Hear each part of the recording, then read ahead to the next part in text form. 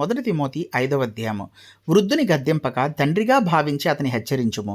అన్నదమ్ములను, యవనులను, తల్లులను, వృద్ధ స్త్రీలను, అక్క చెల్లెండ్రని పూర్ణ పవిత్రతతో యవన స్త్రీలను హెచ్చరించుము. నిజముగా అనాథలైన విధవరాండను సన్మానింపుము. అయితే ఏ విధవరాలికైనను పిల్లలు గాని మనుములు గాని ఉండిన ఎడల వీరు మొదట తన ఇంటివారి ఎడల భక్తి కనపరచుటకు తమ తల్లిదండ్రులకు ప్రత్యుపకారము చేయుటకును నేర్చుకొనవలెను. ఇది దేవుని దృష్టికి కనుకూలమై ఉన్నది. అయితే నిజముగా అనాథి అయిన విధవరాలు ఏకాకేయుండి దేవుని మీదనే తన నిరీక్షణ ఉంచుకొని విజ్ఞాపనల యందును ప్రార్థనల యందును రేయింబగలు నిలకడగా ఉండును. సుఖభోగముల యందు ప్రవర్తించున్నది బ్రతుకుచుండియు చచ్చినదై ఉండును. వారు నిందారహితులై ఉండినట్లు ఇలాగూ ఆజ్ఞాపించుము. ఎవడైనను స్వకీయులను విశేషముగా తన ఇంటి వారిని సంరక్షింపక పోయిన ఎడల వాడు విశ్వాస త్యాగము చేసిన వాడే అవిశ్వాసి కన్నా చెడ్డవాడై ఉండును. 60 ఏండ్ల కంటే తక్కువ వయస్సు లేక ఒక్క పురుషునికే భార్యే సత్క్రియలకు పేరు పొందిన విధవరాలు పిల్లలను పెంచి పరదేశులకు ఆతిథ్యం ఇచ్చి పరిశుద్ధుల పాదముల కడిగి శ్రమపడి వారికి సహాయము చేసి ప్రతి సత్కార్యము చేయ బూనుకున్నదైతే ఆమెను విధవరాండ్ర లెక్కలో చేర్చవచ్చును. యవనస్తులైన విధవరాండ్రను లెక్కలో చేర్చవద్దు.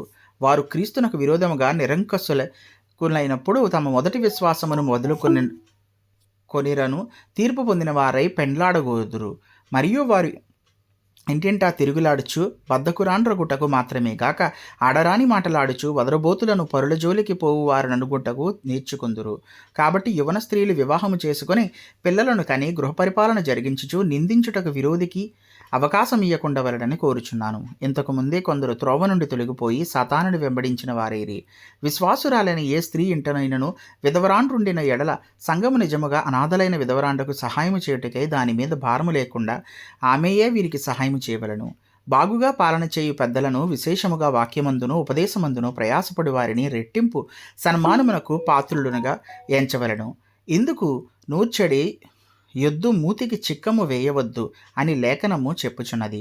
మరియు పనివాడు తన జీతమునకు పాత్రుడు. 2-3 సాక్షులుంటేనే గాని పెద్ద మీద దోషారోపణ అంగీకరింపకము. ఇతరులు భయపడు నిమిత్తము పాపము చేయు వారిని అందరి ఎదుట గద్దింపుము.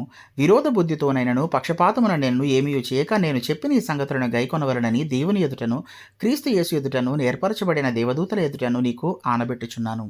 త్వరపడి ఎవని మీదనైనను హస్తనిక్షేపణము చేయకుము. పరుల పాపములో పాలివాడవై ఉండకుము. నీవు పవిత్రుడిగా ఉండనట్లు చూచుకొనుము. ఇక మీదట నీళ్లే త్రాగక నీ కడుపు జబ్బు నిమిత్తమును తరచుగా వచ్చు బలహీనతల కోసరమును ద్రాక్షారసము కొంచెముగా పుచ్చుకొనుము. కొందరి పాపములు తేటగా బయలుపడి న్యాయపు తీర్పునకు ముందుగా నడుచుచున్నవి. మరికొందరి పాపములు వారి వెంట వెళ్ళుచున్నవి.